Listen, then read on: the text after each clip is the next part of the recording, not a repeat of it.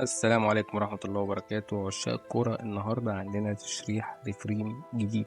لو انت بتحب تتفرج على الكورة وفي حاجة كده ما بتعديش معاك بسهولة، يبقى ده مكانك الحقيقي. مع بعض نتفرج على 3 فريمات ونقول كل واحد فيهم معناه ايه ولازمته ايه وليه. والنهاردة كلامنا على الاحتفال في قلع التيشيرت. بالنسبة لأي لاعب كرة قدم دي حاجة مهمة جدا، يعني ساعتها يا اما بيكون واخد بطولة، هيكسب ميدالية، كسر رقم قياسي، فبيعلم على اللي حواليه. لكن المرة دي قلع التيشيرت في الفريم بتاعنا مختلفة شوية، وهنقارنها باتنين اساطير قلعوا التيشيرت وليه قلعوه وايه كانت المناسبه وليه.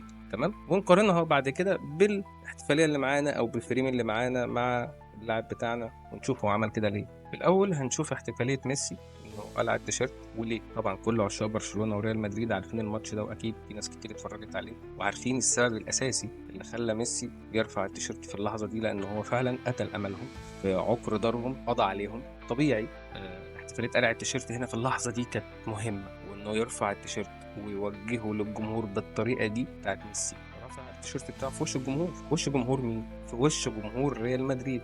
فين؟ في ملعب ريال مدريد. يعني الراجل ده كده قلبه قاعد بيحط عليهم في بلدهم، فمن حقه. ده ميسي. تعالى بقى معايا كده نشوف الفريم اللي بعده مع كريستيانو رونالدو ورد فعله على ميسي بعد كده. هنا بقى يا باشا الدون كان فتح السبرنت وجري واستلم وكسر وعلق وجاب جون. مش قادر اقول لك كمية الشتيمة اللي خدها في اللحظة دي لما جاب الجون. ليه؟ لانه برضه على ارضهم في ملعب برشلونة وعقر دارهم، حط عليهم وخد منهم الماتش. فكان لازم كريستيانو في اللحظة دي يقلع التيشيرت ويحتفل بالشكل ده، وكلنا أكيد شفنا الماتش وعارفين هو عمل كده ليه. بص بقى كمان معايا هنا هتلاقي، بص بقى معايا هنا هتلاقي مارسيلو اداله التيشيرت مظبوط على الرفعة. يا باشا هم محضرينها، هم عارفين ان هم هيجيبوا جون وهيعملوا اللقطة دي، هياخدوا حقهم، يعني هياخدوا حقهم. معنى كده ايه؟ انه برضو كريستيانو بيرفع التيشيرت في وش جماهير برشلونة.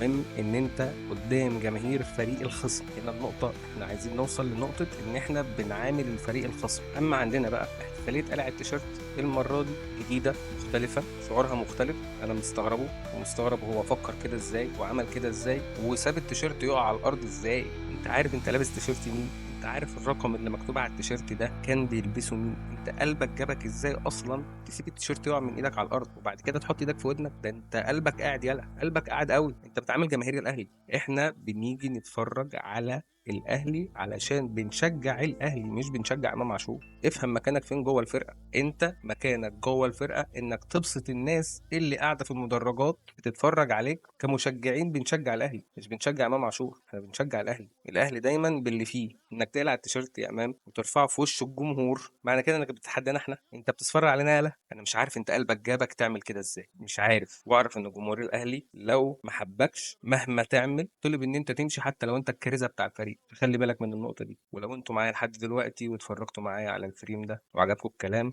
اعمل لايك، كومنت، سبسكرايب. استناني يا باشا في التشريح اللي جاي. السلام عليكم.